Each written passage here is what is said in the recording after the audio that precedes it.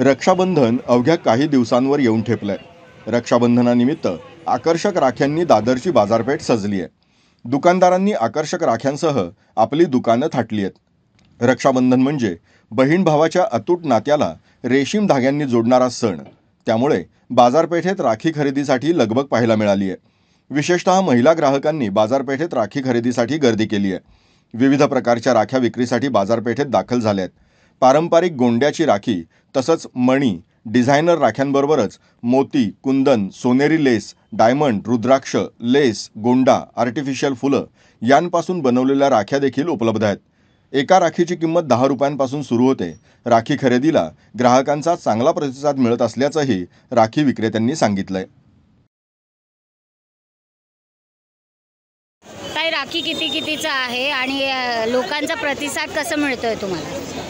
राखी 10 ला घेतलंय आणि लोक आता घेताय की नाही घेताय, काय चाललंय मार्केटमध्ये? तुमचं नाव?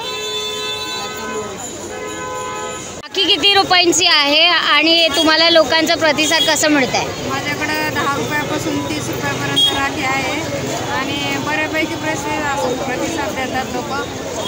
सरकार आम्हाला पात्र असून सुद्धा धंदा लावायला देत नाही। आज अख्खा दिवस सणाचा असून सुद्धा आम्ही रविवार असून सुद्धा सुट्टीचा रविवारची आम्ही आतुरतेने वाट बघतो, पण रविवार सुद्धा आम्हाला धंदा लावून दिला नाही। आता आम्ही 15-20 मिनटं झाले असून बसलो आहे। आम्हाला मराठी माणसं असून आम्हाला इथं पोट भरायला देत नाही व्यवस्थित। काय नाकार दिलं होतं का फेरेवाल्यांना? हो, फेरवाल्यांना सकाळपासून आम्हाला किती दिवसापासून 1-1.5 महिना होऊन गेला आम्हाला बसवून देत नाही। काय बोललं होतं मग? पोलिसांनी काय बोललं होतं? BMC अधिकारी होते, त्यांनी काय बोललं होतं का तुम्हाला? हो, ते बसूनच देत नाही आम्हाला। आता आम्ही सगळ्या फेरीवाल्यांनी मिळून तिथं ब्रिजच्या इथं मोर्चा केला, म्हणून आता थोड्या वेळ आम्हाला बसायला दिलं। तुमचं नाव? माझं नाव शालन बोराडे।